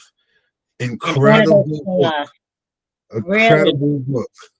Incredible book. That is that because I'm all about psychology and I Mm-hmm. encourage all black men to have more psychology put in their everyday lives, and that'll teach you a little bit more about empathy because that's what a lot of our problem is. We're so focused on here, we don't have empathy for everything, and a lot Right. of psychology. Even a young man, I recommend the moment you turn 18, 48 laws of power. You know, I Most recommend it. definitely. The moment you Mm-hmm. turn 18, that should be your 18th birthday present. When my son, he turned 18, first thing I'm gonna give him because it's not something that should be taken lightly. Yes, yes. It's with that book. When I first read that book, I took it as a gift, but a weapon at the same time. A weapon. And one thing about our weapons, we never use our weapons to the people we love. And that is the Right. greatest lesson I learned from being involved with the 48 Laws of Power for so many years. We never Mm-hmm. apply to the ones that those kind of actions and intentions to the people we care about. But we do need to know. We Yes, do need to know. yes, I agree. Okay, so now I would like to open the floor for you to promote all of your endeavors that you have going on at this moment. I'm really not promoting anything. Tell you the truth, everything I'm not in a position to give somebody something. I'm in a position to learn and develop and be a young man right now. I'm 33 years Right. old, and Mm-hmm. I don't have the world. I don't have everything. I'm learning my craft. I'm giving back to the community. I made a lot of mistakes. A Mm-hmm. lot of mistakes. I'm a single parent. I married, divorced twice. Mm-hmm. So what can I give other than my mistakes? What can I share other than my mistakes? So it's hard to just give away or say, hey, I'm selling this, I'm giving free game. I'm dropping jewels everywhere. That's how I was taught. I was raised. This ain't As for you profit. should, King. As you should. I'll give these readers for free. Okay, so all right. So I remember you were telling me about the program again that you run in your city with the football. Yeah, Can yeah, it's you growing. This summer we got about 3 to 4 kids working with us. Probably six, mhm. and we got some from that was doing it from last year. But that's how we got up to 6. But the kids are buying into the philosophy. They're becoming men. They like to be men, and that's what we preach over here: be a man on your square, and that's and on and off the field, on and Okay. off the field. So hopefully within the next, I want to say probably next year, 2 years, we're gonna make this the camps, and that's the goal right there. We want to have at least 30, 40 kids every Mhm. summer, you know, on our program. Well, that's beautiful. I love that. You know. Okay, let's talk spirituality for a minute. And I'm excited now, right? Yeah, we've been talking spirituality all day. What you mean? We've Because been talking no, no, no. spirituality all This day. this is different. Yes, we do. I mean, spirituality is in everything, brother. Yes, you're absolutely right. But here, you know where I'm getting at, right? Yeah, we Okay. talk. So all right. So now, not too long ago, we had a discussion, and we discovered that we have one of the same guys. Yeah, Now, got um, it. let me tell you something. First and foremost, all right. Let me finish my question first because I get so excited just talking about her because she has helped me so much on my journey. It don't make nobody have a sense how many times she done saved my life. She has helped me cleanse and rejuvenate myself and bring forth my dark divine feminine to fully grasp and understand. Like she is just so awesome and I love her and I give all praise to my colleague. Right? Yeah. Okay, so how did that come about? Right? And how has working with the divine mother helped you along your journey? Okay, so now when we talk about the Divine Mother Kali, we're Mhm. talking about a deva, for one. Mhm. These beings aren't gods. Mhm. You know, these are much more than principles. Because they have consciousness and Mhm. primordial beings. So this is also ancestral. In order to make a connection with a deva, it has to be ancestral. They keep Mhm. everything in house. So one thing about Kali that reached out to me was also my lineage from Mhm. my grandma, and her family side. So I think that's where the calling came from. But Okay. now, one thing that's important about Kali, Mhm. like I said, we are talking about a primordial being. We are Mhm. talking about the blackness of space. Yes. You know, Yes. Yes. dark feminine energy at its finest. Mhm. As creation, as that is everything. That's beyond As you queen. said, that is creation. That is That is creation. creation. Mhm. So when we think about a male investing in Kali's energy and time and being a part of her lineage, we think about her kings. We think about her kings. We not only think about what she stands on, we think about what Mhm. she wears around her waist, what she wears around her neck, what she wears around her Yes. arms. She wears her kings. You know, Mhm. so to be a king of Kali is doesn't just take it doesn't take as far as devotion, but as far as embodiment of what she does. Mhm. So for me, when it came to Kali, it's me embodying everything that she loves and everything that she Mhm. supports. Yes. Mm. Absolutely. Um. So So, so I love that. I just love your answers. That just makes me cheesy, right? Because you don't. a lot of as you said, you wouldn't even use the term devotee, right? But Yeah. a lot of her devotees, right? Um, even the males, you don't Mm. really hear of them explain it like that. Only in deep Sanskrit do you Yeah. actually hear them kind of break down the embodiment of the essence of the Mm-hmm. goddess. You understand? Because of, again, being a goddess of that embodies darkness, that embodies the beginning, right? Of all things. She is what creation is, right? She brings creation forth. Um, most She also men, loves what she loves. yes, listen, most men aren't even, I don't want to say knowledgeable enough. I don't want to use that word. I'm going to say most men don't welcome, right? They don't welcome that energy of something so divine, right? Because again, some men are ego based, and so they're like, Yeah.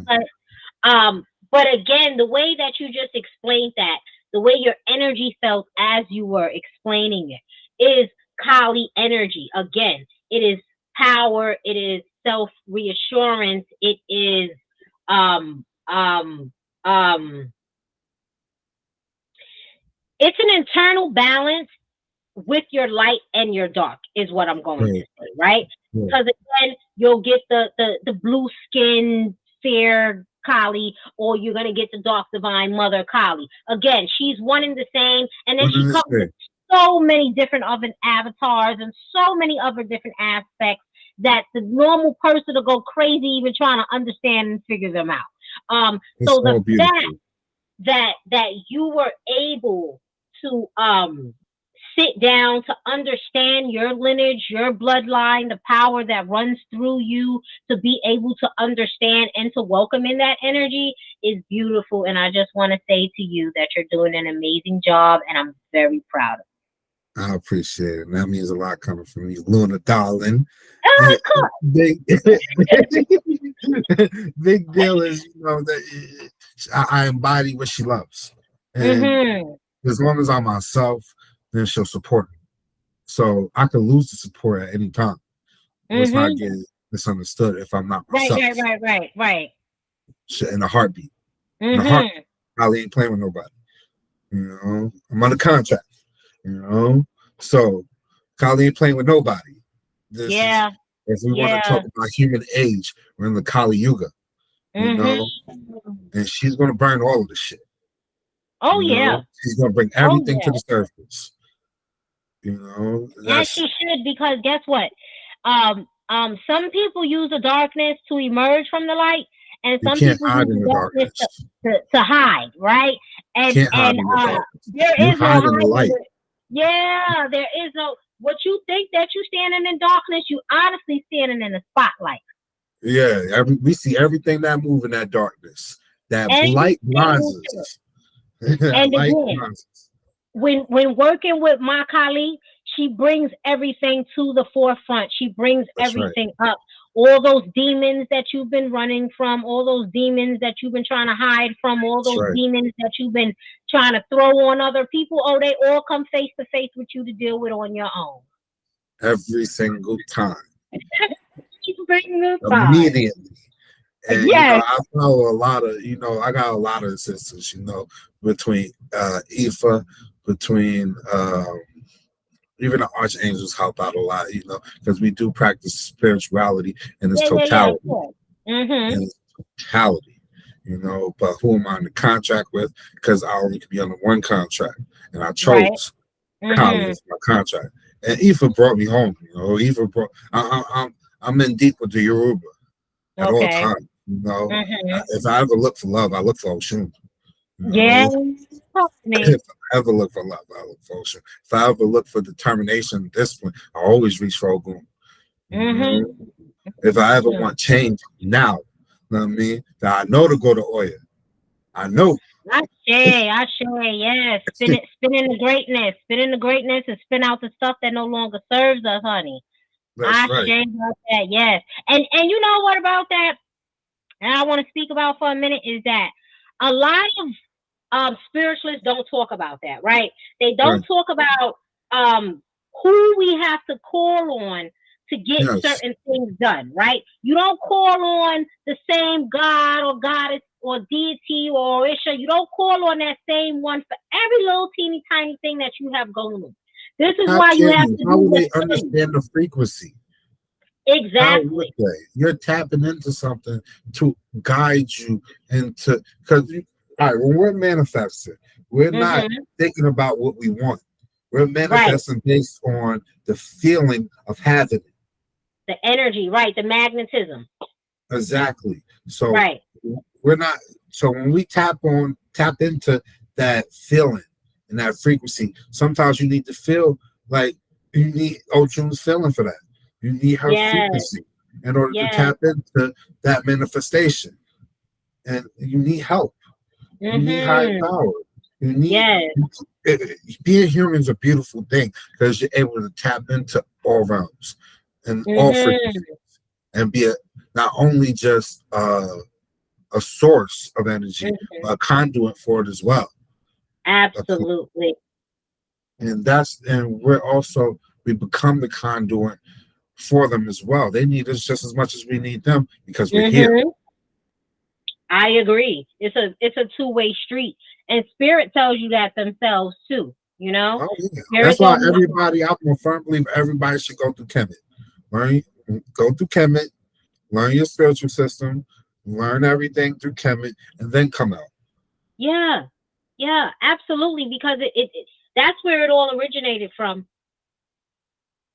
They broke it down. They broke it down. They broke it down. They Yes. broke it down for you. The basics. Yes. And left a whole sea of knowledge.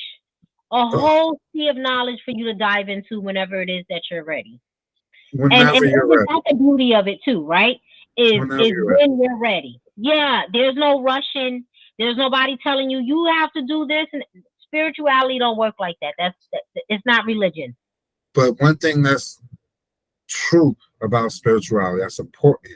The allegory of the cave. Mhm. And the purpose of the allegory of the cave is you're in that cave. You've lived in that cave all your life. Mhm. So this is the only light that you've seen. The moment that you decide to get out of that cave, you know, that's when a new light hits. Yeah. You can't see, you know, so you adjust. Like it's Mhm. a reflection of the moon and the lake. Right. So, but when you go back to the cave, you can't be in the cave no more. Yeah. Yeah. You can't. Yeah. Yeah. The light's Yeah. not bright enough. The light is not bright enough. There's no more comfort for you there. No. So you try to bring everybody with you, but they can't leave that light. That's their source of light. That's what they know. Yeah. Who are Right. you to drag them out? To blind them? To go right back in? I agree. I agree. Stepping stones. Stepping stones Yeah. is very important. Um, okay, so as we know, you are a single dad. So talk to me about fatherhood and what are your joys, challenges, and what gifts of wisdom do you offer your children for their growth? Fatherhood it's a big lesson because I did both. I did the being the dad on child support and then Mm-hmm. getting custody of my son, and now being a full time dad with no help. And Okay. there's the things that you won't think about: the doctor visits, the keeping up on your children in school, their attendance, Mm-hmm. uh, Mm-hmm. dinner every night. You know, there's Mm-hmm. little things like I don't need nobody parenting my kid for me. You know, Okay. which is okay because everybody we're here for the same purpose. Mm-hmm. But my parenting is this is my household, and these are the things I'm instilling in my children. And my children might be a little bit different than everybody else's children because Right. they have Right. mom and dad. Mm-hmm. Over here, he only has dad. He doesn't have mom, Right. so he might be missing some things. I'm not a nurturing person. I'm all man. I'm aggressive. I take control of things. I'm Oh, ruthless. we see, brother, we see, we see. So a lot of the nurturing portions of it is hard for me to convey to him because it's not who I am. It's not how I Mhm. was taught. It's not how I was. So he does. I had my mom. I didn't have my dad like that, but my dad Mhm. didn't need to do that much, but threatened me if I needed it. Okay. But for him to not have that nurturing part, it scares me because I Okay. don't know how it's going to turn. I'm Right. doing, but that's just me being a man and covering my bases. Yeah, yeah, So, yeah, yeah. Absolutely.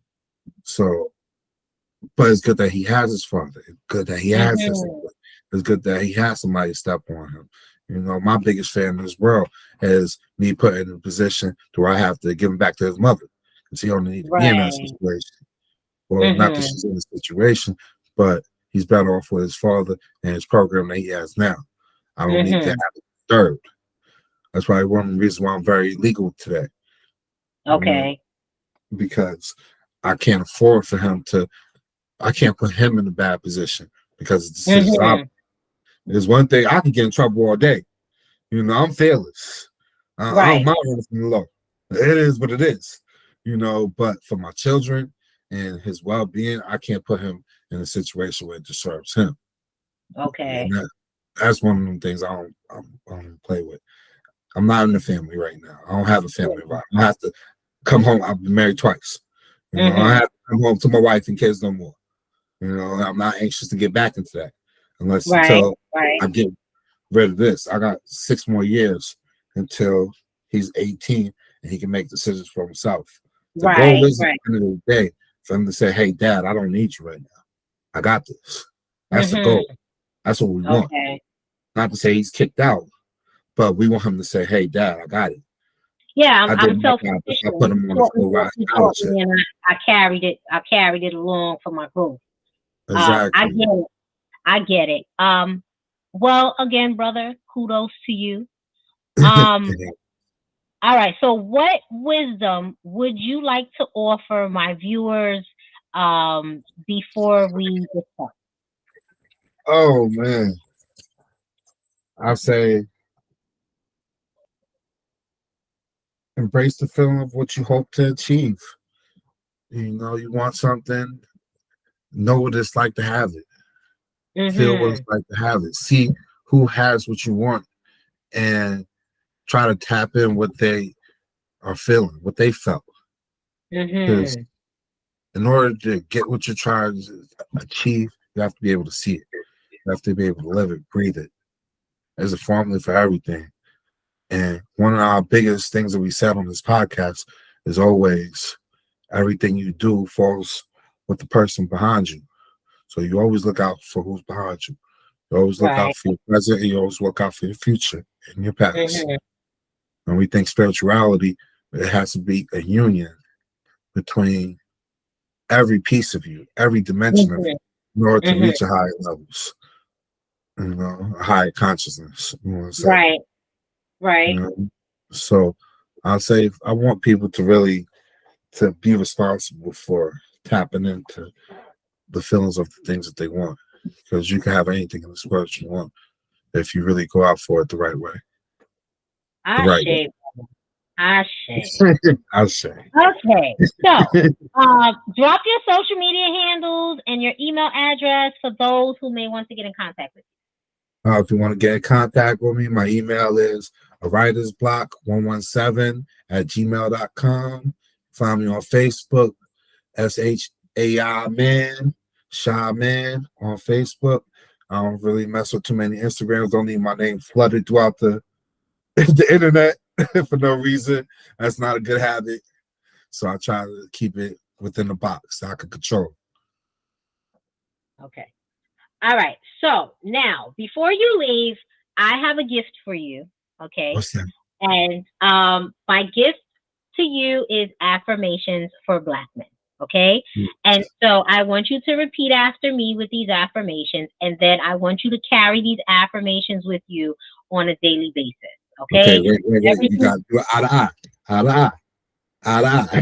Eye to eye. Okay. No, because it's gonna be a whole zone. Okay, it's gonna be a whole zone out. But we gotta take the shades off. We gotta take the shades off. But yeah. Thank you. I appreciate that. Gracious gratitude for the respect. Okay. Yeah. All right. So I want you to relax and just loosen up a little bit, and when you get ready, I want you to take a deep inhalation of love. And we are going to hold it. And when you feel the burn, I want you to release it on 3, 2, and 1. Lot of love, lot of love. And another deep breath we're going to take, and deep inhalation, and I want you to hold it until you feel the burn again, and release it when you are ready, nice and easy. And we are going to do it one more time to bring in a peaceful energy. And so you're going to take a deep inhalation and hold and release. Okay. I am extraordinary. I am extraordinary. I am sensational. I am sensational. I am remarkable. I am remarkable. I am phenomenal. I am phenomenal. I am necessary. I am necessary. I am love. I am love. I am powerful. I am powerful. I am magic. I am magic. I am intelligent. I am intelligent. I am resilient. I am resilient. I am creative. I am creative. I am kingly. I am kingly. I am strength. I am strength. I am influential. I am influential. I am an unapologetic Black man. I am an unapologetic Black man. I love you. I love you too. No, crazy. I love you. But also, I love you too, brother.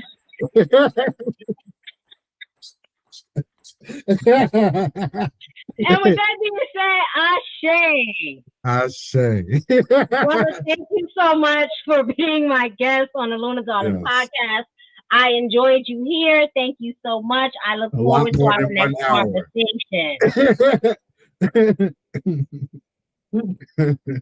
You're so crazy. Okay. So with that being said, brother, thank you much for being on the show. For my viewers, if you guys would like to be on the Luna Darling podcast, please send me an email at drldarling25@gmail.com, or you can reach out to me at Luna Darling on Facebook, as well as the Luna Darling Experience on Facebook as well, and the YouTube channel is the Luna Darling Experience 222, and we shall see you next week. Good night, guys. Brother, I'll see you later. Luna Darling. Luna Darling.